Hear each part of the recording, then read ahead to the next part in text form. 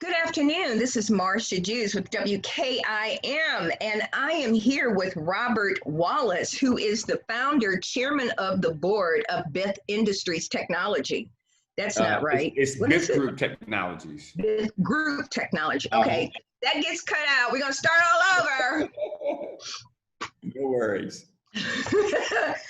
Let me highlight that because there's a lot of stuff in this little paragraph. Bith Group Technologies. Here it is. Okay. Good afternoon. This is Marsha Jews and with WKIM, and we're here with Robert L. Wallace, founder and chairman of the board of Bith Group Technologies. Robert is an accomplished engineer, entrepreneur, author, keynote speaker, and internationally known business consultant.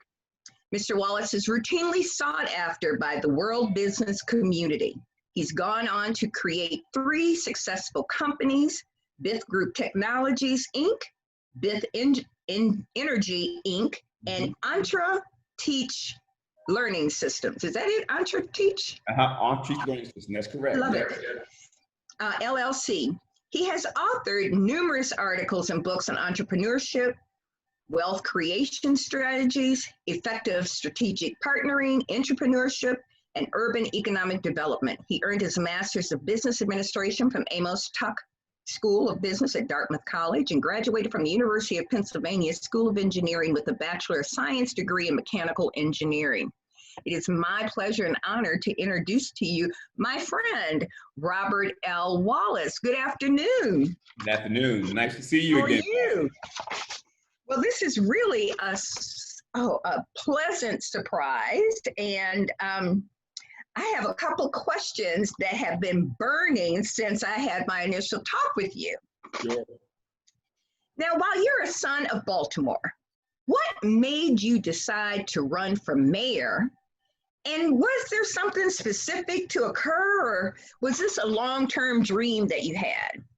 Well, it's a great question, Marsha. So I've been considering running for mayor for the last 12 years, the last 3 or so election cycles.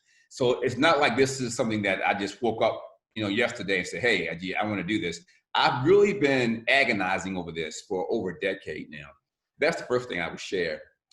The second thing I would share is I think all of us who were born and raised in Baltimore look at our city today and we say, gee, we're going in the wrong direction, right?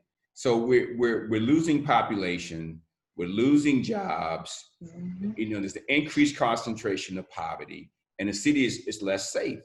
So all of us feel and know, man, we're going in the wrong direction. But what really, Marsha, what really pushed me over the edge with this is, I'm on the board of regents of Maryland. So as a regent, when we have graduations around the world, we have to send a regent there to help confer the degrees to the graduates in place of the governor. So I had the opportunity to go to speak at a graduation in Korea last year and then Germany. And in between those 2 graduations, I stopped in Singapore to visit with my daughter. And on the flight from Singapore to Heidelberg, Germany, I'm on this plane, and it's primarily Chinese, Koreans, and Europeans. A few Americans, but mostly that. So I'm sitting flying to Germany. I'm noticing the guy sitting next to me is watching this movie, and it's a movie where I'm seeing images in the movie that I recognize. So, but I'm not quite sure what it is. So I get up to stretch my legs. I walk down the aisle, and I notice that there are other people on the plane watching this same movie. So now I'm really curious. So I get back to my seat, and I ask my friend what he's watching. I pull up the movie, and it's a documentary on Baltimore City. What? And it is, yes, on a flight from Singapore to Heidelberg, Germany. It's a movie or documentary on Baltimore. And Marsha, it was horrible. It was absolutely horrible. And I said to myself, so this is the image that the world is seeing of Baltimore City. And I said, this has to stop. This cannot stand.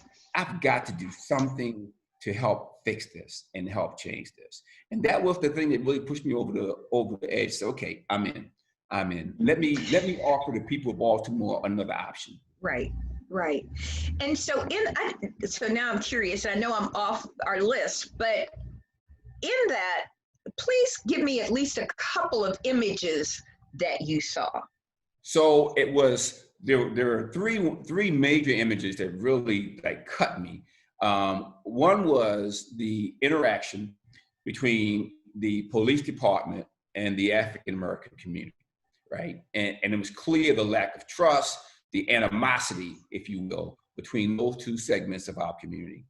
The second piece that really seared me was the poverty. You know, it showed all our dilapidated houses, vacant houses. It showed, you know, the attics in the street. It showed the trash everywhere. So it really showed like the poverty that we struggle with. And then thirdly, it showed to me, Marsha, this what I've talked about, the tale of two cities of Baltimore, right? The affluent Baltimore, and then the Baltimore that struggles in poverty, right? And oftentimes that line has drawn between, you know, white Baltimore and black Baltimore. And the movie brought all these things to the surface. And I could see the people watching the movies, and they were, Marsha, they were watching intently. Right. I said, wow. I said, this is what they're being fed about Baltimore City. And I said, this has to change. This has to change. That's a sad commentary. It is. It's a sad commentary, but it's understandable. Yes, it is. And so that answers my second question. Well, almost it answers it. Why are you running as an independent? So Marsha, so that's a push now. No, it is. And I realized that running as an independent, that I am breaking new ground. I'm a pioneer here because, I mean, you and I know historically in Baltimore, you know, whoever wins the Democratic primary, people assume that that's going to be the next mayor. Correct. And historically, that has been the case. Let me tell you why I'm running as an independent. Because I believe that to solve the problems of our city, it will require someone who is not buried in theories and methodologies and approaches just because of a party, right? I believe that the Democratic Party has some good ideas. The Republican Party has some good ideas. The other independents have wonderful ideas. And I'm in a position as an independent where I'm not wedged into some specific, you know, program or whatever. I don't have the legacy connection. I don't care about what happened in the past. If it didn't work, I'm looking forward and saying what will work, where can I get the best ideas from, and then how can I execute on those ideas. And so for that reason, Marsha, I'm running as an independent. I mean, people have said to me, well, Bob, you should run as a Democrat. I said, well, you know what? I'm not quite a Democrat. You know, and I find, Marsha, too, that when I talk to most people, most voters really are like me. They're independent. They take what works and they go with that, and they don't care what party it comes from. And there's some people who are wed to either party, and I get that. But I believe that most Baltimoreans have, just like me, they have an independent streak, and what they want to see is problem solved. And I would do that as mayor. The reality is that I can't stand either one of them, for real. You know what I mean? So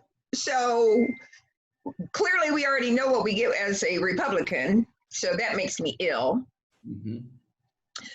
Just their ideologies and how they're running the country. Right. Agreed. And by state, right? Because they're running the states. And quite frankly, from looking at the Democrats, they're still doing and saying whatever they want to say and do, but then they don't show up. That is very true. And handle business the way I need my community to be handled. I agree. Respected and developed, for real. That's true, Marsha. I never even thought about independent quite until I met you with this conversation. Sure. And I think, Marsha, I think you represent a lot of people in the city who have never considered the independent route, but when I explain it to them, they say, hey, Bob, you know what? I'm more of an independent. So I can get it. I get where you're going with this, right? What we need, Marsha, now is leadership that can solve problems. We've had Democrats in the city running the city for 50 years. And we've had some that I thought did a very good job, like Kurt Smoke. I thought Kurt did a great job. I thought Schaefer did a great job. And so there are people who have done great things. But I'm saying we're at a point now in our history where we need to try something different, something that will get us to the next level. And I think as an independent, I'm in a better place to help lead that charge. But you don't lead that charge, and you own several. We're not talking about just thriving businesses, successful businesses. How are you going to manage being the mayor and running all these corporations, internationally renowned corporations? What happens with that? That's a good question. That's your legacy. That's a good question. So Marsha, when I made up my mind to go this way, I began putting in place controls and reorganizations to make this happen. So since last year, I've hired a CEO and executives to run the business. So I am no longer in the day-to-day of the business. We've also restructured our board to oversee the businesses so that I'm not involved in that part as well.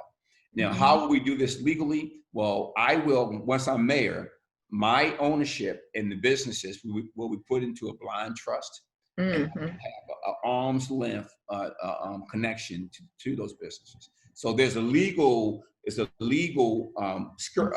curtain that's put in place so that I'm not going to be impacted at all by the business operation.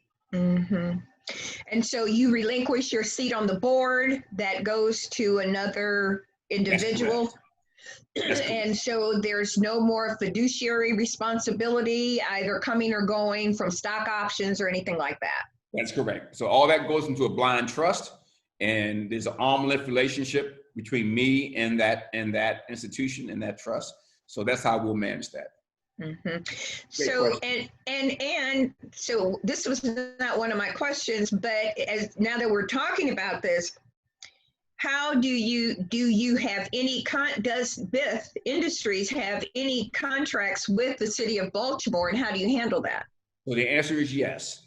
And so part of the blind trust is that there'll be full transparency, full disclosure on any potential conflicts of interest. And one of my principles that I'm going to implement as the mayor, Marsha, is transparency. Right. I have nothing to hide. I'm playing no games. I want to do what's best for the city, so there'll be complete transparency. And I will have a person on my staff who will be responsible specifically for ethics, for managing the ethical, part of how we do things, for giving me guidance on even the perception of conflict. I don't want to need perception. It's not worth it. It's not what we need, and I'm going to do my best. I'll be very intentional about that. And that's critical because I just thought about it while we were talking about it, but that's going to come up. So I'm glad you already are set. It is. But I knew that already because you always set. So the crime, robberies, numbers of murders, gangs are out of control. I mean, they took over the whole jail. How would you work with the current police chief, who is not from Baltimore, he's from New Orleans, and his staff? And how do you identify and employ Baltimore citizens versus having far too many of our police officers from other states and counties who don't even know the citizens of Baltimore or really care? That's very true, Marsha. That's a very good question. So let me say a couple of things. First of all, I have met with the commissioner a number of times, and we talked about his plan and his strategy. Let me say at the outset that I support him. I support his plan of focused deterrence. And I think focused deterrence. Okay. In other words, that simply means focusing on where the crimes are being committed, marshaling resources to come to that area to deal with those who are committing these crimes, and then having consequences of, if you don't stop, then this is what happens. So it's a concentration effort to focus on where crimes are being committed. I mean, if you look at the city of Baltimore, Marsha, there are certain zip codes, and you and I know this, where most of the crimes are being committed. And there are other zip codes where they're not being committed. Right. So what we need to do as an engineer is to focus our resources on where the problem is, but have a focused deterrence. That is, it's kind of a carrot and a stick kind of approach, right? So we know who the bad players are in our city. Yes, we know who the drug dealers are. We know the gang guys. We know who they are. So what we do is we convene these meetings with these individuals, and we say, look, here's the deal. So this has to stop. I call it ABC, Marsh, ABC approach to crime fighting, right? The A stands for abstain, stop it. So if you're doing the drugs, if you're shooting, if you're robbing, stop it, right? And then focused deterrence provides a resource that can be used to give them an incentive to stop it, right? But if they don't stop it, then there's the consequences. And making the consequences so great and so painful that men, primarily men will think twice about committing these crimes. See, part of the problem we have now in Baltimore is, and I use the analogy, Marsha, of a person who's in cardiac arrest, right? In cardiac arrest, what that means is your heart is beating out of rhythm, right? It's off its rhythm and it's just beating erratically. Well, that's what's happening in Baltimore now in the crime sense, right? It's just out of control. There's a sense of lawlessness. So what I would do as mayor, the first thing we have to do is we have to shock the system. We have to shock the system by focusing on where the bad players are, by having presence of the police force in those areas, right? And then making sure that the judicial system, so when we catch the bad actors, that the system processes them so that they don't get back on the streets. We have a system now where the cops are locking up people and they're just and they get into the system, but somehow they get out of the system and back on the streets. We have to stop that. Now, there's a long-term challenge here, which is what I call systemic, right? The system that we have in place in Baltimore, if you look at the life, the quality of life that most African Americans have to experience in Baltimore. You're talking about poverty, you're talking about addictions, you're talking about trauma from seeing violence and being attacked. You see the school system not educating the kids so they can get the skills to get a job. You have poor health care or no health care. None. If you put all these things together as a system, Marsha, the outcome is predictable. It's predictable. Men and women are going to find ways to try to survive, and that's going to lead them oftentimes to making bad choices that lead to crime. And so what I would do as mayor is work on the system also. So we have a crisis issue in the immediate, in the short term, but we have a system issue on the back end. So I need to address both of those. And I believe that as mayor, I can walk and chew gum at the same time, right? I can deal with the crisis, right? Which is to bring some order, to use my cardiac arrest example, to shock the system so that the system gets back into a rhythm. We get back into a rhythm as a city as it pertains to crime, right? And then we deal with that and build in the systemic changes as well. If you look at the issues, the root causes of crime, Marsha, and as you know, I was raised in Cherry Hill in the projects. I've seen this, I've lived this. And I tell you, nobody wakes up in the morning and says, hey, I want to be a gangbanger, or I want to be a drug addict, or I want to be a robber. No one wakes up in the morning and says that. What happens is that the system, the pressures of life, drive people to make choices that oftentimes are bad choices and leads to crime. And so I think that I, as mayor, need to address the crisis issue, which is the short term, and then the systemic issue, which is the medium and long term. And so let me tell you, I live at 21213. Okay. I'm in the thick of all of this. Yes. Every gang that's over here running it, I'm right here in it. And they shovel my snow, they move my leaves, they help me carry my groceries when I walk down the street. So inherently, they are good people. Yes. But we have failed them. Yes. We have failed them. And Yeah. many of these young people, and I've hired them when I used to work at the museum, Right.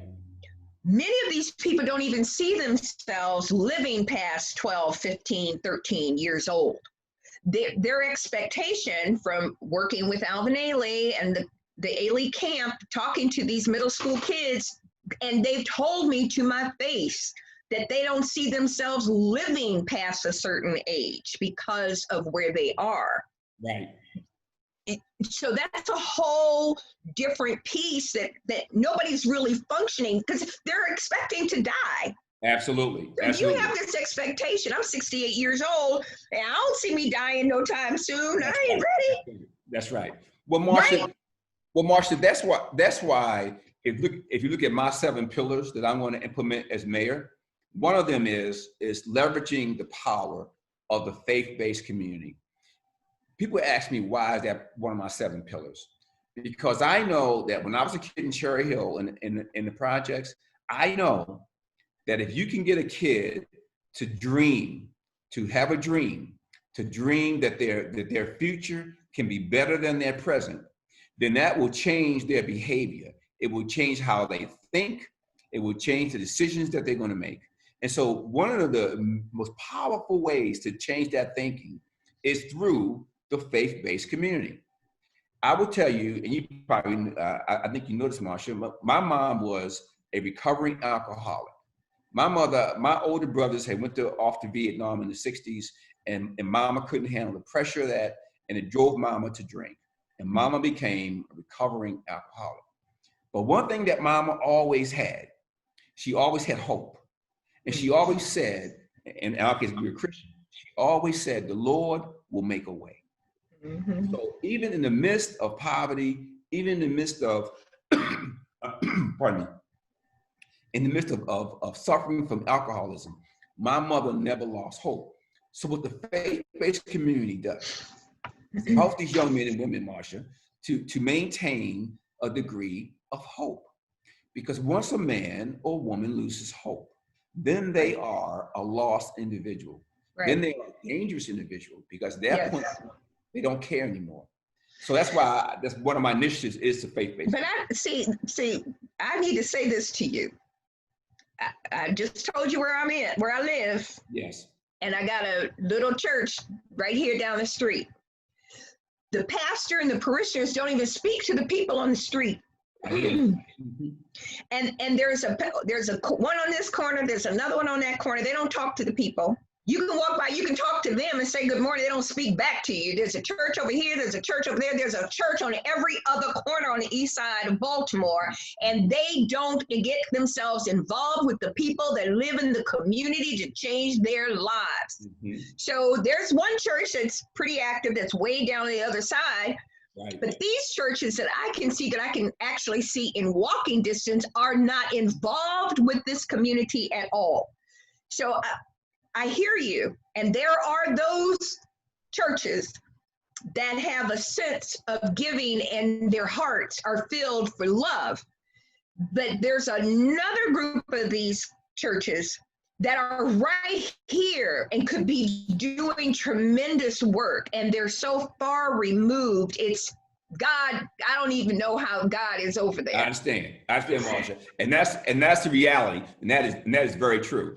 What I would suggest to people is this: is that the potential for these churches, even the ones in your neighborhood, what would happen if they were properly aligned with city leadership? And if they were through cooperation and through public-private initiatives, that they could change their focus and that they could provide the kind of hope and the kind of help that we think that churches should provide, right? Whether it's a church or a mosque or synagogue, right? It's the same thing. Right, Yeah, Marsha, right. there's some churches that don't get it. I totally get that. But I believe, though, with the right leadership in City Hall and the right plan, I believe that we can get some of those folks to see the light, right? And to achieve their true mission, which is to provide hope to people. And even if it's not the church on your corner, maybe it's the church across town. But that faith-based community it's been such an integral part, particularly of the African American community. that I believe that as we move to the next level, that institution will play as critical a role as it did in the civil rights movement. And that's important. I think it's really important, and most people are there, but we can't forget about those. So thank you for acknowledging that there are those who are right here that really need to be brought into the fold. Absolutely. They need to. And the same is true, Marsha. Hey, Marsha, but the same is true in the civil rights movement. You will notice there were certain church denominations that were more engaged, yes, in the civil rights movement than others. But what I also found from studying that movement was that over time, the other denominations began to fall in line. mm-hmm. They saw the vision of Dr. King and of what America could be, then they began to fall in line. I think the same thing would happen in Baltimore City. And that's leadership. That's leadership. Yes, ma'am. That's leadership. So there are multiple issues surrounding homelessness. How would you abate this? We just had Kevin Brown. He's got the Nancy's by Snack up on North Avenue between Maryland and Howard Street. Uh-huh. And the homeless have taken over yes. from that block, that whole block, yes. on both sides of the street. And then he and his partner were actually accosted by yes. them the other day. Yes. How do we deal with that issue with these people who need homes or need all types of assistance, mental health issues, and God only knows what else? So Marsha, so I'm going to say something now that is probably going to be controversial, but I think that I need to say it. Go ahead. And that is so we must as a city.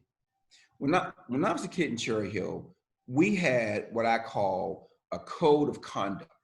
Mm-hmm. Even though we were in poverty, there was an understanding as to how things were supposed to be and what was acceptable and what was not acceptable. If I say, as a leader, as a mayor, if I say that it is unacceptable for you to put a campground here in the middle of the street or in the, on the sidewalk, right? I'm not being a bad person. I'm saying that is unacceptable. You cannot do that. Right. Now, but what we must do, Marsha, we must give, as I believe this is my management style and how I live my life, and giving a positive no. A positive, what's a positive no? A positive no says, this behavior is unacceptable and you can't do this. Now, having said that, let me show you a different way that will help you, right? That's called a positive no. Now, on the homeless, one of my most deepest experiences I've ever had in my life was I spent the night. I was in leadership. I think you were in leadership, Maryland. Yeah, too. yeah. And I spent the night, Marsha, in a homeless shelter. In my case, it was for men. And I spent that night. I didn't get any sleep because I was just so overwhelmed. But I did get to talk to a lot of the men who were there. And Marsha, and this won't surprise you, some of these men were like, some of them had been doctors, lawyers, they had jobs, but something happened in their life. It may have been a death of someone, of a loved one, it may have been loss of a job, it may have been whatever the case is, something happened and it put them on this vector. The homeless issue, to me, Marsha, is a system issue. I guess it's the engineer in me, the poly engineer in me, but it's a system issue.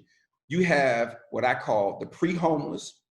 That is people who are right on the edge, Marsha. If they can't make the rent, if they lose their job, they could be homeless just like that. So I call them the pre-homeless. Then you have the homeless. Then you have the post-homeless. That is people who were homeless. They're in a home now. It may be Section 8. It may be a voucher program, whatever it is. But they are on the edge. They are one little thing that could go wrong, and they could be back homeless again. So what I propose to do is, number one, as an engineer, number one is understand the problem. Who are the people? What are the issues that they face? So using data analytics, using geographical information systems to get a grab on, a hold on, So what is our real problem here? That's the first piece. And then that's the demand side. The supply side is, how can I provide a supply of housing, low-income housing, that can help to match these people, match to their needs as people? So we're talking about there possibly working with the landlords to minimize the eviction, the harshness of eviction, to look at Section 8 housing, looking at a voucher program, to see how we can increase the supply of housing.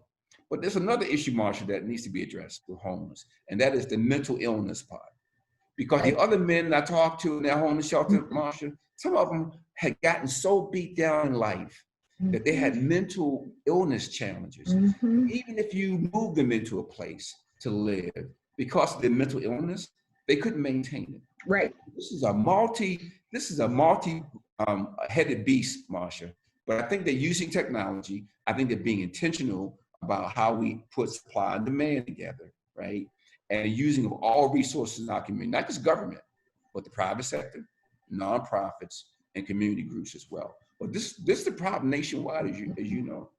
Oh, it's out of control. Out of control. And I think you hit it on the head. We don't deal with that, the trauma and the psychological pieces that people are going through.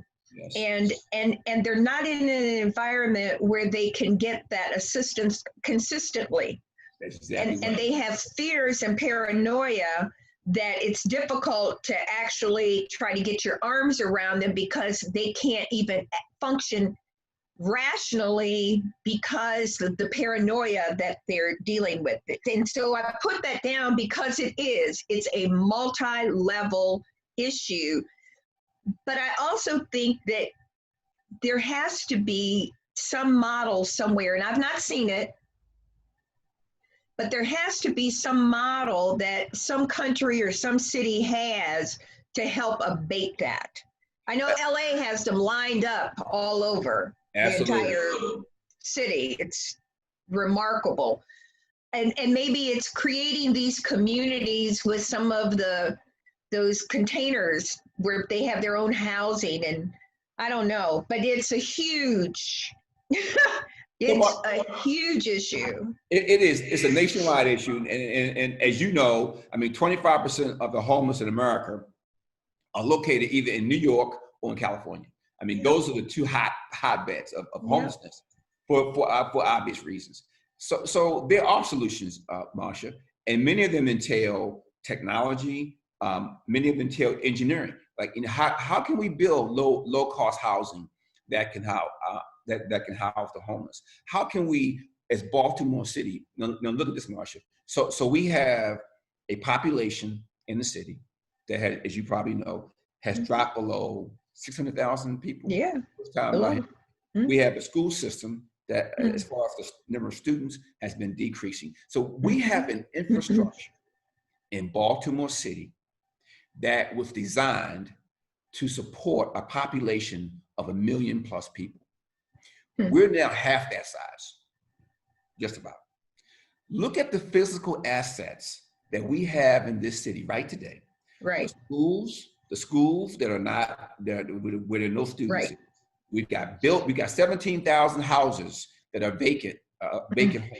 So we have a physical infrastructure in Baltimore City that if we could just reimagine it as a city, that in itself could provide housing for the homeless, right? And what I would do as mayor, Marsha, is use my engineering and my business and my innovation that I've used in business. I would use it now in terms of government, of solving problems that impact people. And I believe with the right kind of leadership that understands technology, that understands business, that understands how you can integrate these things to help people and to solve problems, I think that's what's needed now. Not these same old tried stuff that never work, and we do it over and over again. I call it rinse and repeat. Rinse and repeat. We try the same thing, it don't work. We try the same thing, it doesn't work. Well, I'm a mayor that come in, Marsha, with new ideas, new approaches. I'm not wed to the old past. I'm wed to the future. And that's the kind of mayor that I would be. Speaking of schools, It has multiple problems, from the buildings in terrible condition, heating, cooling issues, to the institutional physical plant type issues. They're closing schools due to loss of populations, fights, drugs. They don't have internet in half of them. They don't have the curriculum in half of them. We got administrators making six figures, but the children aren't learning. They can't read. They come out of school functionally illiterate. Yes. What are you going to do about that? That's a lot. That's a lot. Yeah. That's why my grandson is homeschooled. What? Yeah. Well, it is a lot. It's a lot, and we have to figure out how to fix this. So let me just start with some presumptions I'm making. Okay. I know you're from Indiana, but I'm from Cherry Hill in Baltimore. I came through the Baltimore City public school system. Okay. I went to Cherry Hill Elementary, Cherry Hill Middle School. From there, as you know, I went to Poly. From Poly, I went to UPenn, studied mechanical engineering and applied mechanics. And then later in life, I went to graduate school at Dartmouth. I have competed intellectually with some of the best minds in the world. Right. And I am a native son of Baltimore City public school system. So what does that say? And not just me, and there's so many others. There's Bishop Thomas, there's Barry Black, Chaplain Barry Black. I mean, Cherry Hill guys, but who came Murphys? Who? Billy Murphy. Billy Murphy, great example. Billy Murphy. I mean, great, successful people. So what we know that the system, Marsha, is capable of producing men and women that can compete on a global level. Mm-hmm. But somewhere along the way, something broke in the system. And then my job as mayor is to figure out what that is and fix it.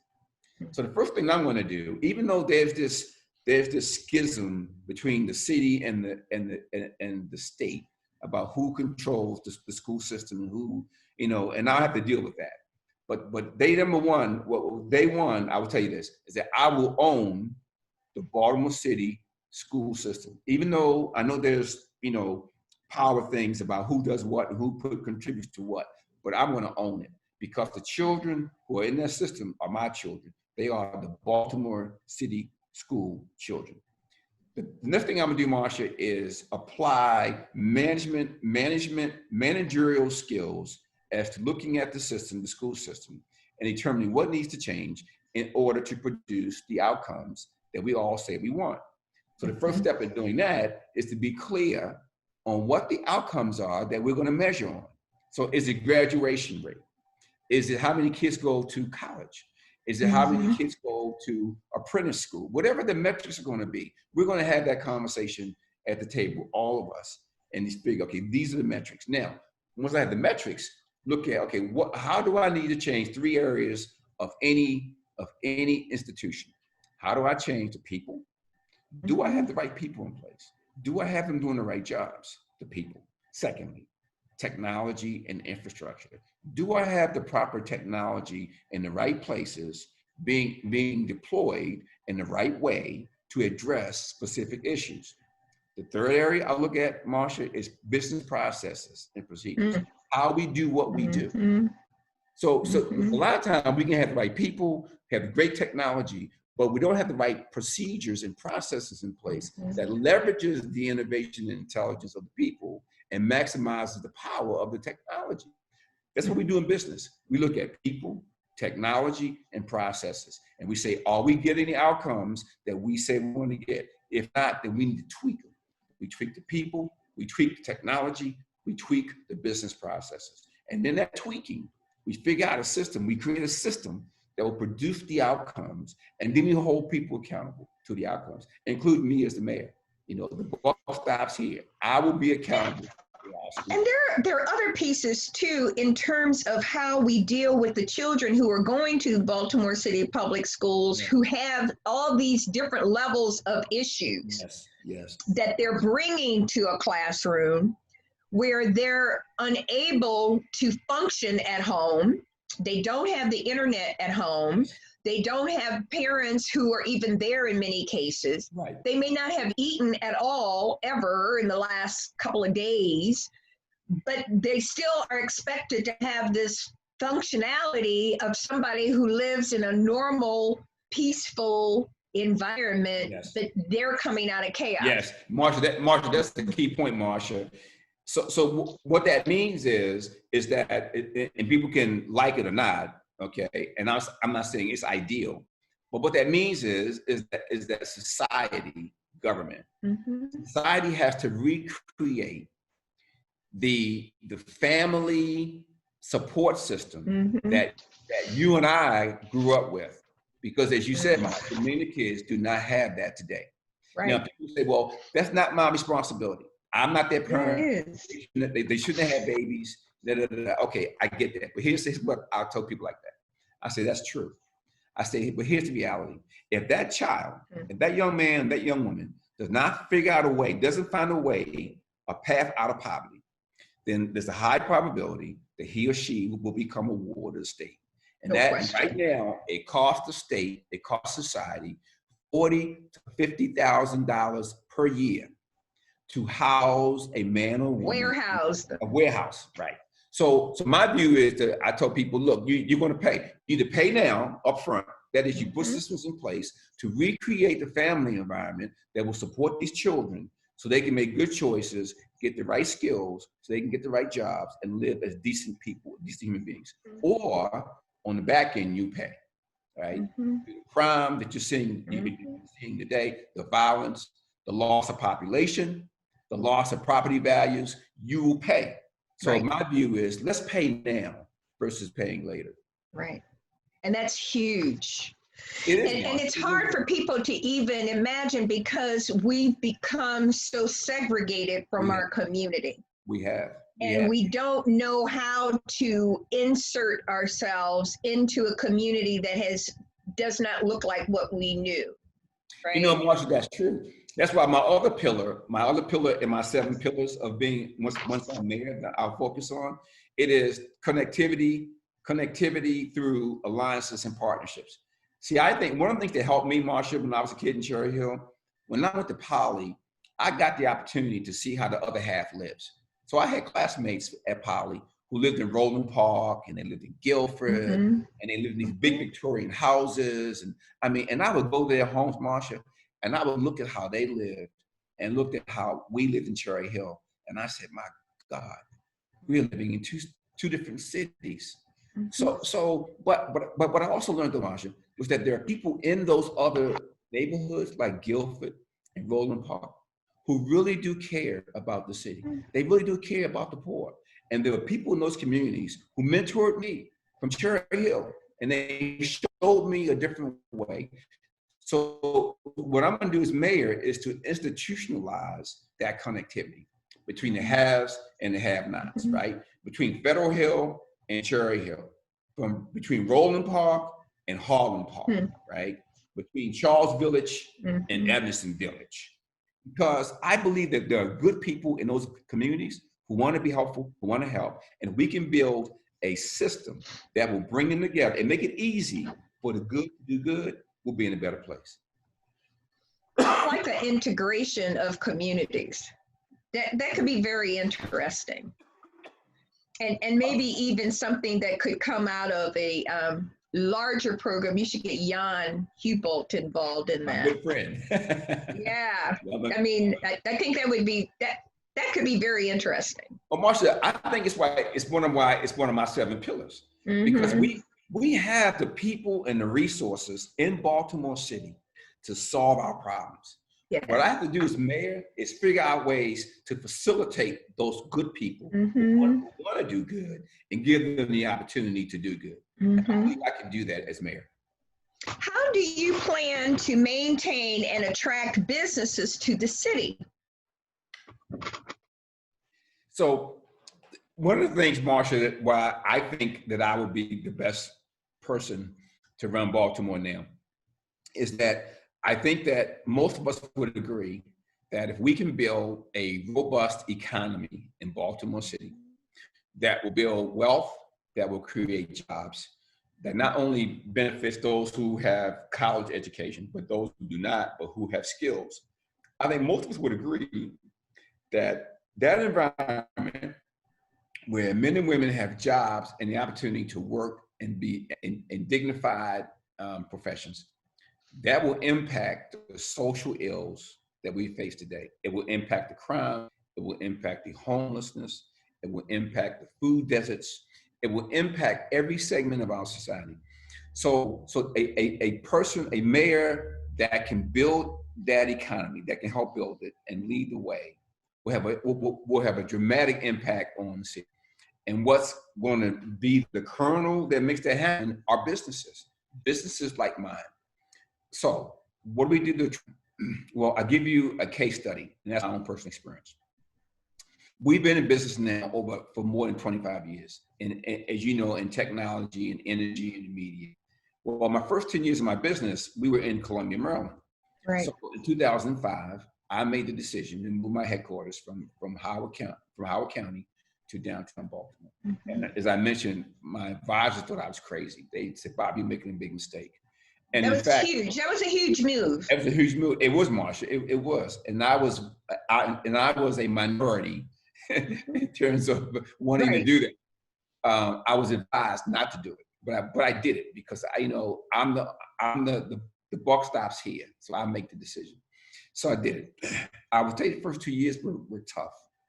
Because how were they tough? What does that mean, tough? So they were tough in the sense that in terms of the challenges that we had to face in Baltimore as a business that we did not have to face in Howard County, Columbia. Like what? For example, in Baltimore, I've had employees carjacked in broad daylight at gunpoint. Our cars are broken into constantly. I have customers who love us and love our work, but they'll say, "Bob, we're not coming to Baltimore," because they fear for their safety. I have a hard time attracting engineers and scientists to my business because they also are afraid for their safety in Baltimore City. And then on top of that, Marsha, the taxes we pay, we own our headquarters in Baltimore in Mount Vernon. The taxes we pay, Marsha, are ungodly. I mean, it's incredible. So all these things, Marsha, add to my cost of doing business. So when I'm competing with companies from Northern Virginia or from Washington, D.C. or from Montgomery County, I have a higher cost structure to compete with than my competitors. So it makes it hard for me to win new business. So for these reasons, Marsha, I was like, boy, maybe I made a bad decision. Maybe this was not the right thing to do. But I still believe in the city, and I stayed. And we've been here 15 years. So how do we attract businesses to Baltimore City? Use me as an example. Use me as somebody who's a personal example. We have to get the crime thing under control. Businesses have to feel, Marsha, that they can come and operate here, that they can have their customers visit them and feel safe, that they can attract talent here, right? So they can build their businesses. So the crime issue is number one in every category. It's public safety. And then it is the culture in the city. I chaired the Mayor's Commission on Small Minority Business for Mayor Stephanie Rawlings Blake. And part of our mission was, what do we have to do as a city to attract more small women, minority-owned businesses? And I said, one of the things that I recommended to the mayor was change the culture of government. Change the culture of how government views business. And I gave the example, Marsha, of my friends in Silicon Valley, right? Compared to us here in Baltimore. In Silicon Valley, their business community is celebrated. In Silicon Valley, if you're in business, you're like a rock star to government, because government knows that, hey, these guys are creating jobs, they're providing tax revenue, they help me provide services to the poor. These men and women are like rock stars. It's a culture thing. In Baltimore, business is viewed more as a problem to be dealt with, right, than a partner. So I would change all that, Marsha, because I'm a business person. I know how it feels to be on the other side. I know how it feels to put capital at risk, put your business at risk. Right. Because government isn't doing what it needs to do to make sure that businesses like mine can thrive and prosper. So I think, Marsha, those are the things that I would change in terms of bringing businesses to the city. And we know that if we bring businesses to the city, like Biff Group Technologies and others, if we bring them to the city and we keep them, those men and women are going to create the jobs that will drive the wealth, that will allow communities to prosper and grow and to be stabilized. right? It's business that makes that happen. So business is not the enemy. They're not the enemy. So how do we take looking at a larger business versus minority businesses? And you're a minority business. Mm-hmm. How do we make sure that we're starting up these small businesses, minority business, women-owned businesses? Because we're going to have more of those than the larger corporations coming, or is that right? Absolutely, that is true, Marsha. That's true. So we know that small business is the backbone of our economies. Whether it's Baltimore. My chair is sliding down. I don't know what I'm doing. Okay. No worries. Small business is the backbone of our economy. As a nation, it's no different in Baltimore City. So there are three things I think that we can do, that I would do as mayor. Okay. Number one, the city of Baltimore is about a $3.2 billion corporation. So every year we spend $3.2 billion. Every dollar that we spend has to have an economic development motive and intention to it. So that means that when I'm buying goods and services, Marsha, when I'm buying janitorial services, when I'm buying equipment, when I am getting IT services, when I'm getting cybersecurity, services, when I'm buying furniture, I better make daggone sure that I'm buying it from businesses that are in my city. All right, that support my tax base, that are putting my people to work. There is an economic intentionality that doesn't exist today that would exist if I'm mayor. Every dollar we spend has to have an economic impact in the city. So that's first thing. Because what that does, Marsha, it helps to create an economic ecosystem that allows these small businesses to get entrenched, to get a foundation, and then from there, they can begin to network and do bigger and better projects, and then our city will benefit because of that. You ever notice, Marsha, when you walk around the city or drive around the city, and you see these big, like, capital work being done, like putting in new sewer systems, new water systems, building new parking garages, all these things. But you ever notice that the workers who are building it are not from Baltimore? I call and talk about that all the time. It's crazy, I'm that girl. Marsha. It's crazy. It's outrageous. How can that be? Well, the way it is because it's lack of leadership. It's leadership that doesn't have vision, doesn't have the economic understanding of what every dollar I spend, I have to be intentional about it providing an economic benefit to the people of Baltimore. That's leadership, because the mayor and city council, they determine who gets those contracts. Right. So if I'm Mayor Marsha, I'm going to do, and this is part of the legal piece that we have to change. I'm going to do what Washington, D.C., Prince George's County, and other jurisdictions have done. They have put in policies that says, I'm going to when we procure certain goods and services, we're going to give preference to local businesses.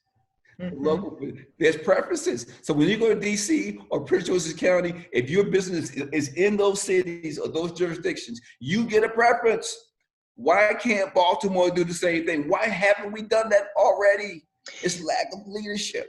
So is it also a cost factor? So if you are going outside, if I have my business, I have a business, if I'm buying from somebody who's cheaper, but they're over in Pennsylvania, I'm saving money. So what's my benefit to stay here and buy a product if I'm saving money by going outside?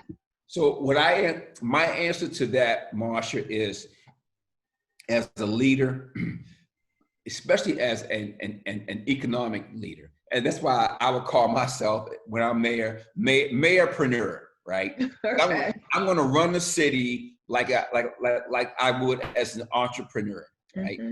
So what I would say to that, Marsha, is you have to factor in the total cost and total benefit of using local companies versus foreign companies, like in Pennsylvania, let's say, or Virginia, even if their price is cheaper. Now, what do I mean by that? There is an economic benefit that is leveraged when you use local businesses that hire local workers who live in the city. So what am I doing? I'm building a tax base in the city. I'm building a workforce in the city that can not only benefit the current contract, but future contracts.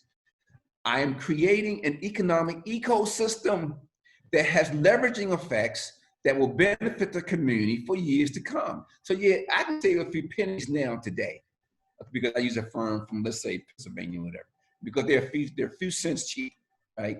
But we look at the total benefit of using local workers and local companies to do what needs to be done. There's a spillover effect, right? That is a much greater value to Baltimore than saving a few pennies today.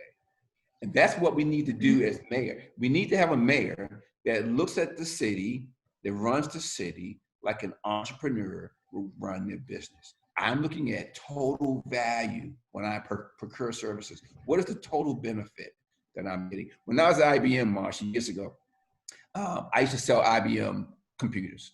I was a systems engineer at IBM. I sold these $20, $30 million. Those big things, right? Mainframe systems, right? One of the things that we used to use in IBM in our marketing discussion was that IBM provided total value. So in other words, you may pay more for my computers, but what you're going to get is you're going to get the services, you're going to get the less risk, you're going to get the full weight of the IBM corporation at your disposal. A lot of people bought that value proposition. So what we need to do, what I would do as mayor, is to present the value proposition that says, here's how we value, here's how we get value, here's how we benefit by using local businesses who hire local workers who live in the city. This is how we benefit as a society. And I think as mayor, I can make that argument. But that also says that you plan to have a personal relationship with all of those business leaders. That's a great point, Marsha. The answer is yes, it has to be. Today, for example, I sit on the board of the Greater Baltimore Committee. As you know, that board consists of most of the CEOs and business leaders of the major businesses in the Baltimore region. I sit on that board. I can tell you, and I know that sometimes the GBC board gets a bad rap. They says, some folks think it's a bunch of white guys who don't care about people, who don't care about the city. I can tell you, Marsha, personally, that is so far from the truth. These men and women that I have come to know on the GBC board, they love the city and they want to do what's best for Baltimore. What we have to do as mayor and as the city government, we have to build a partnership with these business leaders, and we have to appreciate them for the value that they bring. So, Marsha, what I would do as mayor, I would change that culture. I would change that culture. Business is not the enemy. Business is not some problem to be dealt with. Business is an integrated part of our community that we have to leverage in order to help solve our problems. It's critical. It's critical. I agree, Marsha, it is. It's critical. And but Marsha, we've had leadership, in past years that doesn't get that. They think business is a problem to be dealt with. Right? No, we are your partners. We are the ones. Help undergird this community. Yeah, absolutely, Marsha. So why treat us like that? So in my administration, Marsha, being a business person and business, that would be my number one priority in terms of helping to build the economy, is to engage the business community and give them a path that they can play in that will help us to be a better city. And we need the business community. We need them. This is really, I'm enjoying this conversation. I'm enjoying you. Thank you. So we're in the middle of a pandemic. Oh my goodness. And many Baltimore citizens are grateful for the position of this mayor versus the governor. And what would we be doing were this under your leadership? And we don't know how long this is going to go on, for real. No, we don't, Marsha. So, but here's what we do know. We know that there will be crises that surface forever. So this year it's COVID-19. Next year is COVID 2021 or whatever. Mm-hmm. This year it's COVID-19. Next year it's rising floodplains. You know, this year is COVID-19. There's always going to be the challenge of managing crises.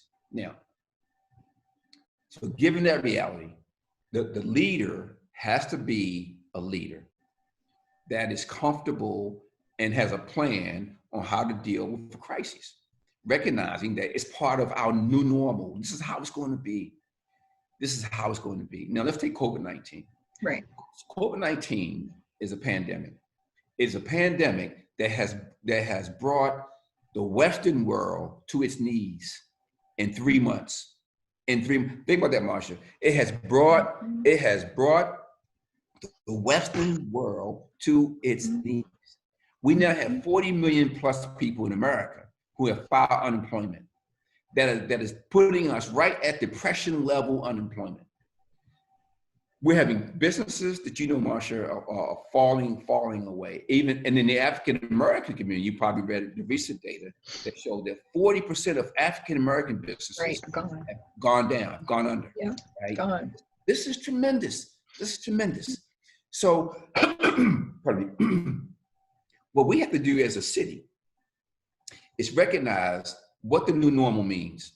So the new normal means this. It means that some businesses, Marsha, are not going to make it. They're not. But the new normal also says that there's a new need, a new demand for different kinds of businesses. Like we have a company, for example, that comes into our office in Baltimore, and they do virus cleaning, right? They clean the office, you know, every couple of days to clean the office. That's a new industry. That's a new business. We got people who come and sell us, masks and all kinds of new masks and all these things. That's a new industry. We have new kinds of restaurants that are be opening up that will be more social distance oriented than in the old model. What I'm suggesting is every time there's a crisis, there's going to be change. The cities and the communities that benefit from that change are the ones who recognize what the change is, marshal their resources, provide the new need, the new demand, and build businesses around that. So as mayor, what I'm going to do is to recognize what the new environment is. I've already done this, by the way.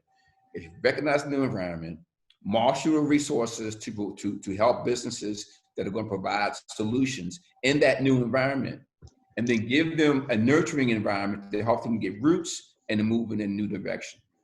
So what we need to do in terms of the economy, though, is recognize that, as you probably have read, this fiscal year, we're talking about a $50, $60 million deficit. The next fiscal year, they're talking about at least a $100 million deficit. Right. Where will that money come from? Because, in government, we have to balance the budget. So whatever comes in, I can't spend more than what comes in. So what gives? They can't just print it. Well, if you're federal government, you can, but the city and state can't. But that ties into my answer, Marsha. So what we need to do, what I do as mayor, is this. Number one, because of my relationship with the governor, and then even in the federal level, we've got to have relationships to attract resources from the state level and from the federal level to bring resources to Baltimore to get us through this coming recession. Because Marsha, we're going into a recession, okay? As a nation, and this is my estimate, right? So to help us get through the recession. The other weapon that we have, Marsha, that folks don't talk about. So if I get into the next fiscal year as mayor, I come in mayor in December, now I'm into the next fiscal year, and I have a deficit. Well, a tool that I have, again, this is back to again using my business sense, a tool that we have is what's called balance sheet financing. Balance sheet financing. I'll give you an example, Marsha. If you look at the balance sheet of Baltimore City government, we have about $4.5 billion of physical assets on our books. Now, that is $4.4 billion of potential potential resources that we can tap into. How do we tap into it? We tap into it by what we call in business sales leasebacks, right? So let's say, Marsha, for example, if I own a parking garage, Right. and let's say, Marsha, its market value is $100 million, let's say. Then what I do as a city, I go to, let's say, some company that needs parking garages, and I say, I want to sell you this garage, and you're gonna lease it back to me, the city government, Right. for 20 years or whatever the term is. At the end of that term, that asset reverts back to Baltimore City. Right. So I will still keep ownership of that asset. Now, what have I done? Through balance sheet financing, I have freed up $100 million of capital that I now, as mayor, that we as the people of Baltimore can now use, Marsha, to fund whatever projects we think are critical to maintaining and building our economy, right? So I'm getting cash flow. I'm increasing my cash flow based upon the assets that I own today. Sales leaseback option. And then many other options that we could pursue. But I'm saying, Marsha, that's why a business person needs to be in that role, because we need to run the city as we would as it was a business. And that's a perfect example of what I would do in that regard. Yeah, because then you have all this extra cash flow that you can leverage to do other things, really do the similar things and do it redundantly throughout the city. That's true, Marsha. And what I would do as mayor too is, see, historically, we have invested in terms of like economic development in our city. We've invested in things like, stadiums, the Raven Stadium, I love it. The Oriole Stadium, I love it. Those are all great things. Marsha, but that cost us almost $1 billion to build those two stadiums. It's about 770 million, some of that. But then that's, that's a rounding error. Let's say $1 billion. That is investing in things, which has its place. What I was mayor, Marsha, I'm going to invest in people. So, because I know that if I invest in people, if I invest in getting people the skills they need to fund the new economy that I'm talking about building, I'm talking about an economy that's based upon artificial intelligence, based upon blockchain technologies, based upon robotics, based upon self-driving vehicles, based upon machine learning systems. This is the economy that Bob Wallace, as mayor, is going to help build for Baltimore. That's the new economy. But I need people who are skilled to do it. So versus investing in places like stadium, I'm going to invest that money in people. So what would happen, Marsha, if I sold that, let's say that parking garage for $100 million, right? I never $100 million.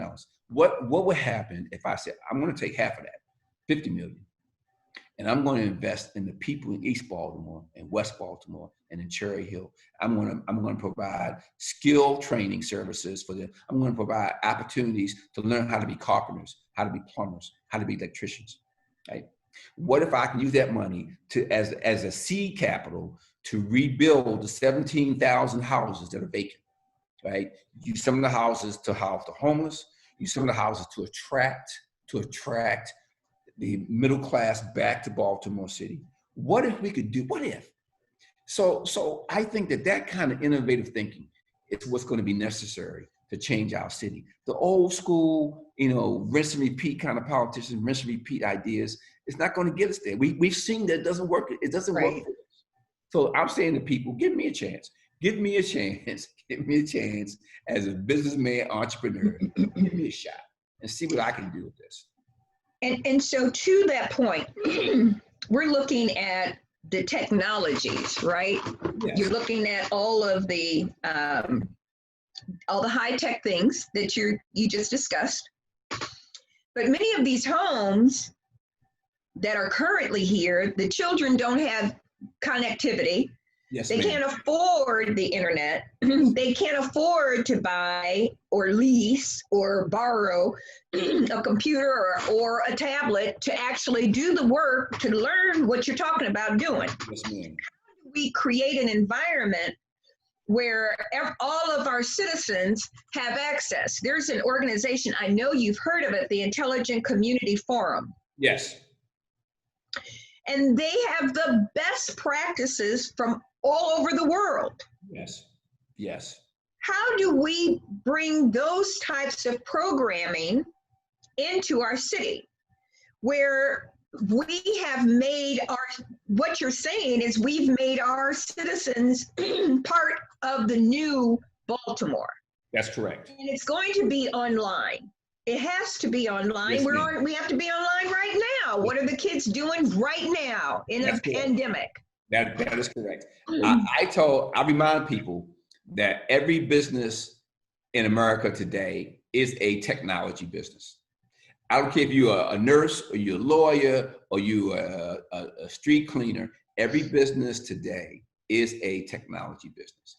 So, you know, Marsha, it's funny. About 25 years ago, under Mayor O'Malley, my company, Biff Group Technologies, presented a proposal to the then Mayor O'Malley and to his team. And the proposal was that we wanted to provide Wi-Fi coverage for the entire city. The technology existed back then. Right. But for whatever reason, the city decided not to do it. But your point is a valid point. That is, for me to lead the charge as mayor to build this new economy, we have to have a city that has the technology infrastructure, both physical and human, in order to support that new economy. So what would I do? I'm already talking to people around the world who have money, who have technology, who have ideas, who are ready to come to Baltimore once they can get comfortable, Marsha, that there's the leadership in City Hall that they can trust, that there's a plan that makes sense. They are ready to come and put money on the table, and that money will be used to build out the physical and the human capital that is necessary to support this new economy. And that would entail devices for those who are in poverty, would provide coverage for the internet, broadband coverage in those communities. And these are all things, Marsha, that my company has done before. We even went to, years ago, we had a contract, Marsha, to go to the Indian reservation in North Dakota to do the same thing I'm telling you we need to do in Baltimore. We did it for the Native American population, right? In the Dakota Nation, right? The same thing we would do there, we would do in Baltimore, right? And having a leader that has done that and that understands that makes that process easier, because it gives investors, it gives money people confidence that Right. if I commit $1 billion to Baltimore City, I'm confident, because Bob Wallace is mayor, that money will be used properly and that it will achieve the intention that I give it for. And that's so important to investors. There's resources out there now in the world that will come to Baltimore, Marsha, in a heartbeat, if they could just feel comfortable that the leadership is accountable and trustworthy. Mm-hmm. You know, staying along kind of those lines, earlier we talked about the infrastructure and the contractors, right? Yes. And the vast amount of money that's being spent on the infrastructures, right? Yes, ma'am. And how do we raise the money to fund all of that? And what are we doing while we're there? Because, you know, once you're down in that infrastructure, you could very well be putting the wires to deal with the broadband that you're talking about in there. That's a whole nother conversation, but every time Marsha, redigging the same hole 12 times, they could have done 12,000, they could have put 12,000 feet worth of pipe that would go into all these kids that can't get on the internet. That's very true. So Marsha, I will tell you, as a tech firm that has supported Baltimore city government since Mayor Smoke was mayor, more than 25 years, my company has supported the technology infrastructure of Baltimore City for over a quarter of a century. Wow. I can tell you, Marsha, because of that experience, I know there is fiber already lined up, ready to go. Really? All somebody has to do. Already fiber. Say that one more time. Yes, ma'am. All somebody has to do is light it up. It's light it up. Now, Marsha, is it everywhere that it needs to be for what you and I are talking about, our vision? Probably not. But there's more there than most people realize. because we were we were part of that journey. So I can tell you that we're further along as a city in terms of that infrastructure. But if you don't know that, but you already know where you could do the new connections, though. Absolutely. Sounds like. Absolutely. I mean, there is infrastructure already in place, Marsha, in the city that's not lit. It's not lit yet. But the bands, the fiber, and all that's there. And then on top of that, Marsha, there are new technologies that have emerged since the late 90s and early 2000s. Right. It's even better than that. So the technology is not the issue here. Okay. And I can tell you as an engineer and a technical entrepreneur, that's not the issue. All right. The issue is leadership, accountability, and bringing resources from the outside to have them commit to Baltimore. And I'm suggesting that as mayor, I could make all three of those things happen and make those changes happen pretty quickly. But that's huge. It's huge. It is. And when I mentioned the intelligent community, I stay in touch with those guys all the time because that's my sweet spot, right? But there was a guy, the mayor of LaGrange, Georgia. He took back all the pipes underneath his city and so all of the citizens could use all of the fiber that was in those pipes. They had access, and he leased back to the corporations. Yes, ma'am. Yes, ma'am.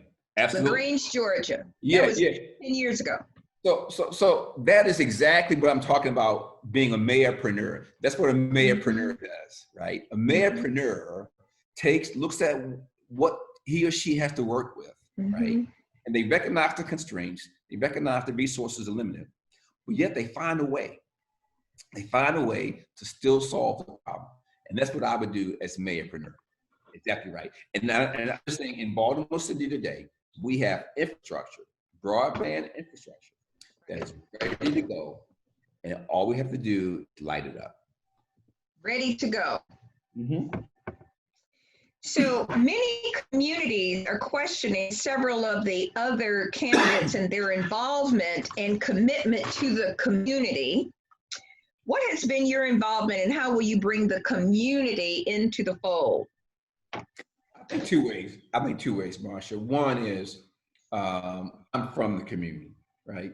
I mean, look, yeah, I've traveled the world by God's grace. I've been blessed, and but I'm a native son. So that's the first thing I would make clear.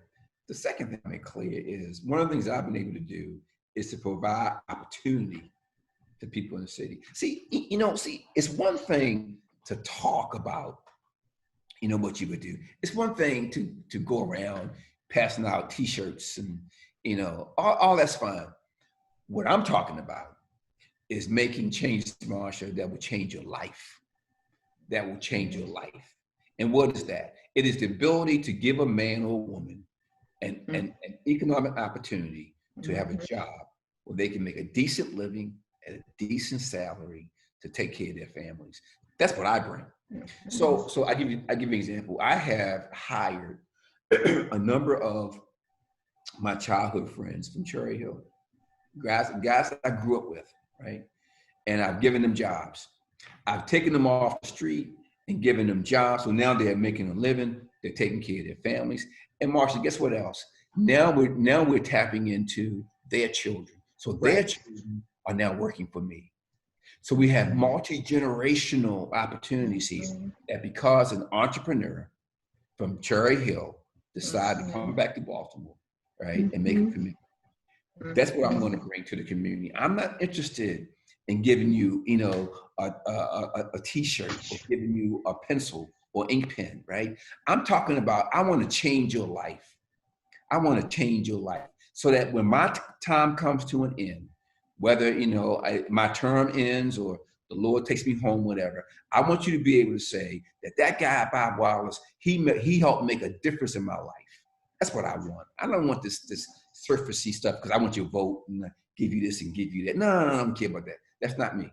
I want to change your life. I want to help change your life, and by God's grace, provide an economic system that allows men and women to have decent, good paying jobs that will help them change their lives and the lives of their children. Because what happens, Marsha, as you know, it's generational. Right. If daddy ain't working today, That's if right. daddy can't make a living today, guess what? It impacts Mary and it impacts Joe, his children, and then their children's children. And this generation, this generational right. poverty that we've That's seen right. in Baltimore, Marsha, for generations continues. My vision, Marsha, is to break that cycle. To break that cycle. The cycle of poverty. The Bob Wallaces of the projects of East Baltimore, West Baltimore, and Cherry Hill, that he or she can see a pathway out of poverty into the middle class because we built an economy that lifted all boats. That's my vision. That's what I want to see happen and what I would do. So we're at the end of my questions, really, right? Yes, ma'am. But I heard you say when we started out that I didn't know or missed that you had 7 pillars, and we covered 2 of the pillars, but I need to hear the other 5 pillars. That's true. If you had time for me to get to 5 pillars, I'd appreciate it. Absolutely. So let me tell you. So there's 7 pillars, and they, Marsha, they're based upon my experience when I brought my business from Columbia to Baltimore. The leadership asked me about what do we need to do to attract more businesses like Bith Group to come to Baltimore City. And when I thought about that question, Marsha, I came up with seven answers. And they would be my 7 pillars as the new mayor of Baltimore City. And what are they? Well, there are 2 tiers to them, tier 1, tier 2. Tier 1 is public safety. Tier 2 is economic development and job creation. Tier 3 is education excellence. Now, why are they tier 1 versus tier 2? Because I know, Marsha, that if we can address those 3 issues, public safety, educational excellence, job creation, and economic development, that will take care of everything else. It will take care of everything else. So when I come in as mayor in December, as a mayorpreneur, my main focus, all my resources will be focused on those 3 tier 1 issues: public safety, both the crisis and the systemic issues, educational excellence, making sure that we have a pipeline that is creating men and women that can compete globally against the best minds on the globe. And then thirdly would be educational excellence and then job creation. Right. So those are the tier 1, the 3 initiatives. Now, what supports those 3, Marsha, are the other 4. And they are as follows. Number 4, trusted leadership.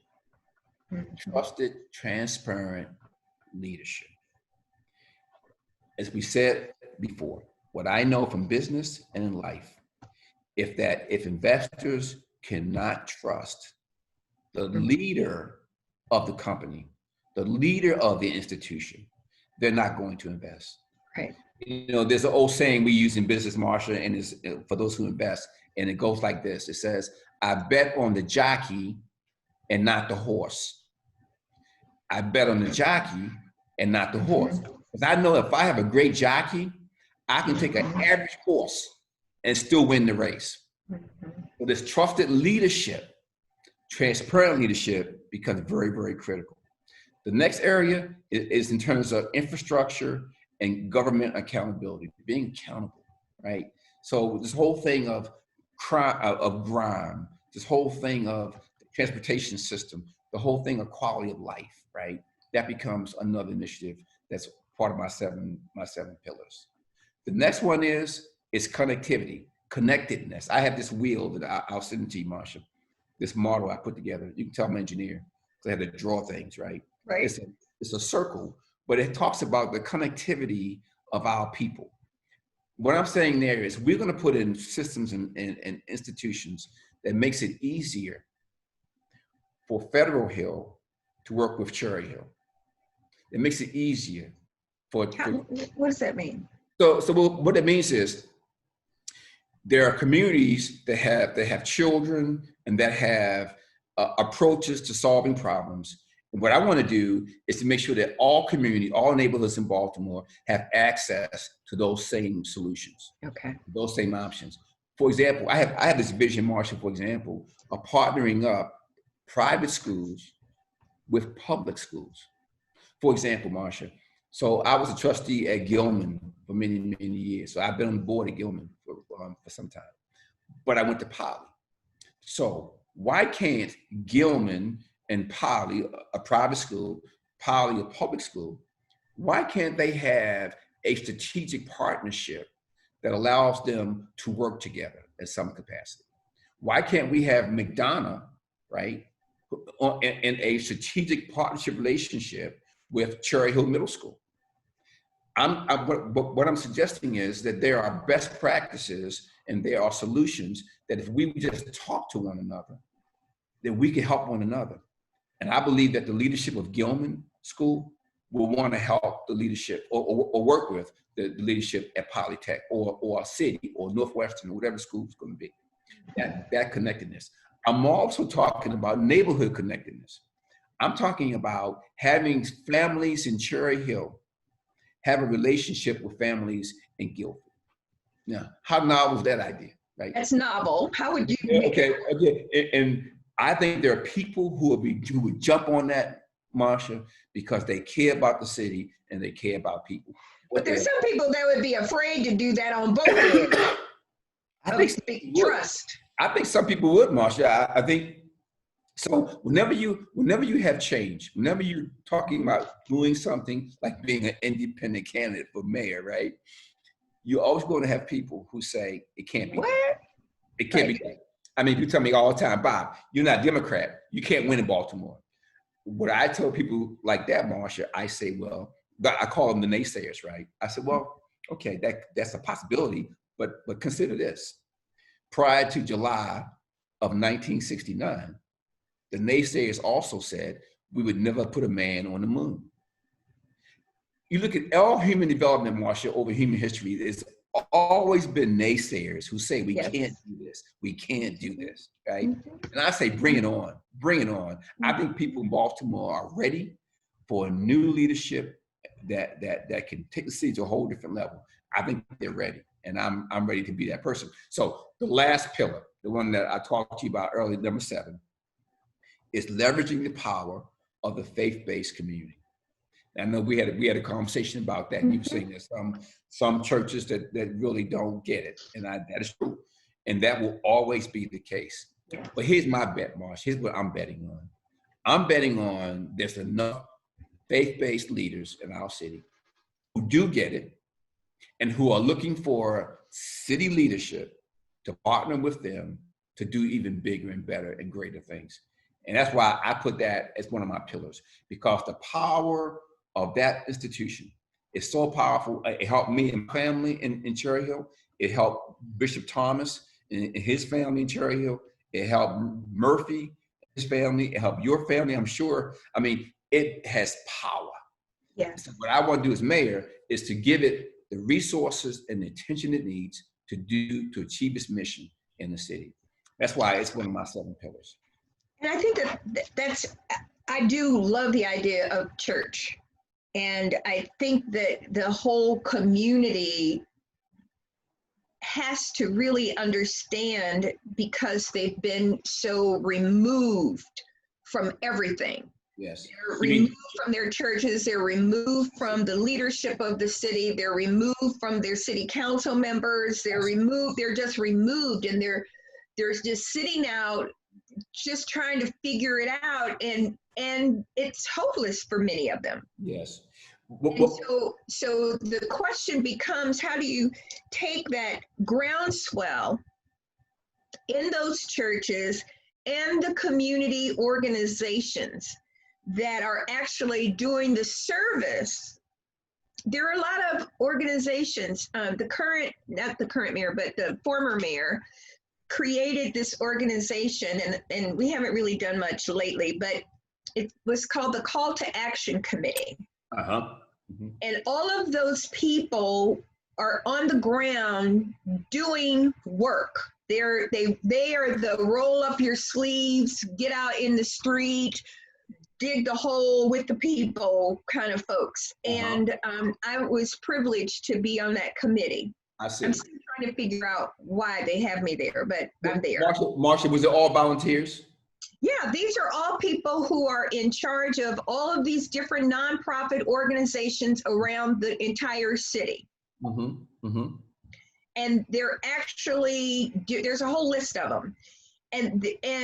And they're actually going in and they're feeding people. They're going in, they're dealing with the drug issues. They're going in dealing with the neighborhood. They're going in creating libraries. They're doing the grunt work. They're the heroes of this community, right? They're heroes. Uh-huh. Heroes of this community. And the work that they're doing is unbelievable. I did a rant at that meeting about, a lot of these nonprofit funders who fund all these big institutions, but it's all these little institutions that are really doing the work. That's right. I've sat in there in tears, I don't know how many times. I just sit and cry out loud in that room at City Hall. But it's that partnership, and you're right. You start with the pastors, and they're also that layer of these community leaders they're just amazing, the work that they do and the stories that they share about what our people, our citizens, no matter what color, that are being impacted by the work that they do. Uh-huh. So Marsha, now take that group that you're speaking of, which is exactly what I'm talking about. Take that group and now put it on steroids. Right. What if we could put it on steroids, right? Provide the capital, mm-hmm. provide the human resources necessary to expand and to make it more efficient. Right. That would provide it, that will give it the executive leadership that the mayor needs to give those kinds of efforts. What would happen to how much more could that group do? They would. I'm telling you, I sat in there and, Phil Leaf, he's over at Hopkins, and he takes his little notes when he sits in there, right? He take that. So, and make sure you get all this, Phil Leaf, so there are all of these people that are getting millions and millions of dollars, and they have these huge staff. Yes. And these people are grassroots. It's, mom and them and whatever. And the work that they are doing is so amazing. I mean, it's unbelievable. And if foolishness, because they don't have the whole infrastructure to get the kinds of funding that needs to happen. So I'm saying all that to say that there are people right now who are ready and poised to go because they're doing it every day. They're risking their lives. They probably don't sleep half the time trying to figure out how to best do what needs to be done. Absolutely.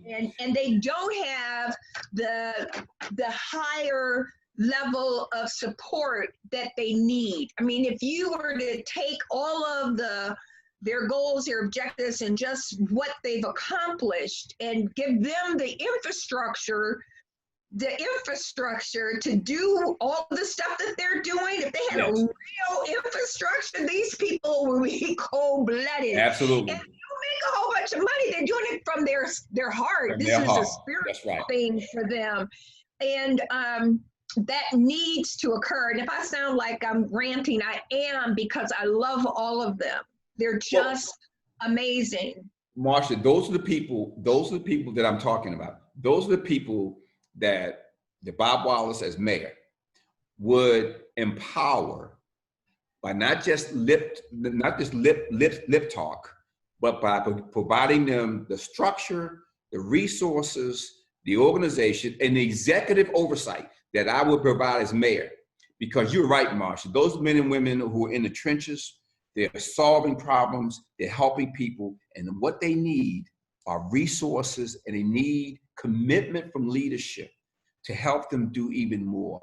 And those are the people that I'm talking about. When I talk about connectivity in the community, you're talking about the exact people that I'm talking about, that I'm going to reach and provide resources to. And I'm going to be accountable to them. to help them do great things, because that's what they need. They got solutions. They got it in their hearts to do this, and all they need is some resources and executive attention that I would give them as mayor. So is that the last pillar? Yes, it is. It's not last in terms of priority or even Right. importance, but it is the last pillar. For this conversation. So any last words? What do you want the people who are watching this to walk away with? What do you want in their minds? What do you want them to do? What's their call to action from you? Well, you know, it's the same call to action that I give, Marsha, when I talk to groups of entrepreneurs. I mean, as you know, I've written 8 books on, entrepreneurship and economic development and pivoting in business and all these things. And it's the same advice I give to my friends who are entrepreneurs. And it is this. It is all of us to make our city great and to be great individually. We have to do what we can with what we have, where we are right now. Do what you can with what you have, where you are right now. Now, do what you can. Do what you can says, I need you to take a step back, look at the last 30 years or so of our city, 20 years, whatever time frame you want to use, and ask yourself, are you better off today than you were before? Ask yourself, is the city better off today than it was before? If your answer is yes, you are better off today than you were before, then I would say keep going the same direction you've been going in. Keep electing the same kind of leadership that you've been electing. Rinse and repeat, right? But if you're not better off than you were 10, 20, 30 years, or the city isn't better off, then I would ask you to take a look at someone like myself, who I've never been in politics before. I don't play those games, but I love the city. I know we can do better. And I believe I have a path and a strategy that will get us there to a better place.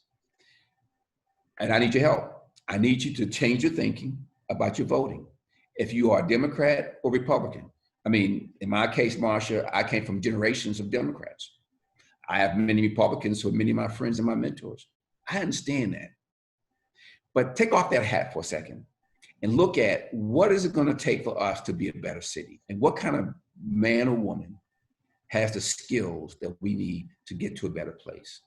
What I submit to you is that I believe that my background experience as a businessman, as an entrepreneur, as a son of Baltimore, as the father of 5 kids and 8 grandchildren, as an entrepreneur who has built businesses, created jobs, created wealth, I want to bring all of that knowledge, all that experience, and lay it at the feet of the people of Baltimore and say, give me a chance, give me a shot to prove to you that I have a better plan for our city, and hold me accountable.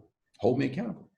And I would say, Marsha, in concluding, I would say that if I'm unable, if you elect me as mayor and I'm unable to at least move the needle in the right direction, then I would say fire me and get someone else. But what you should never do is accept mediocrity from whoever you choose as your leader. If he or she is not producing for you, get rid of them, get someone else, but never, never accept mediocrity. And what I promise you is, if I'm your mayor, I'm going to give this all I got. And I have proven in my last 30, 40 years in business, I've proven that I can take nothing. I can take confusion and disorder, and I've shown that I can turn it into order and opportunity and value. I'm asking the people of Baltimore to give me a shot to prove that to you. That's all I have to say. Robert Wallace is running for mayor for the city of Baltimore as an independent. That's correct. Thank you very much, Mr. Wallace. And if you would be so kind as to give us your website so that people can follow you. Yes, Marsha, thank you very much. So the website would be wallaceformayor.com. wallaceformayor.com. Now, when you get to the website, there'll be lots of different paths that you can take, but there are two I want you to pay attention to, right? One of them is you can sign a petition that will help me to have my name on the ballot in November. So we need to have about 4,000 signatures for people from registered voters who say we want Bob Wallace on the ballot for November 3rd. Push that button and you can go on and do that digitally. So Marsha, you can go on and say, hey, I want Bob Wallace on the ballot, and you can fill out the form online, send it in, and you would count as one of our 4,000 voters. The second thing is if you are so inclined, if you share my vision, if you believe in what I do and what I'm trying to do, I need your help. And if you push the donate button, then that will allow you to make a contribution to the campaign. You probably have seen, various candidates in the mayor election, use $2 million of their own money. Others, PACs and all that, and that's fine. I don't have anything against that. But I want grassroots people who share my vision to get behind me and to support me. And I think we can change the city. We can change the city. And I'll tell you, folks, we have to change it. Because right now, we're in a death spiral as a city. I have studied cities who were on decline. And I tell you, the signs are all there. We're in a death spiral. And this is our opportunity to pull out of that death spiral and go to a higher place. And I think I'm the right person to help lead us there. And I hope you give me an opportunity to prove it to you. Mr. Wallace, thank you very much for this amazing amount of time. It's been very enlightening, and I wish you all the luck in the world and with God's grace and mercy. Amen. Amen, Marsha. And I thank you. I thank you for all that you've done and do in our community. You keep on going. Don't give up, because there are a lot of folks counting on you. So I support you as well. God bless you too. God bless you. Thank you. Right, Robert Wallace, all right. for mayor, Bye-bye. independent. Thank you.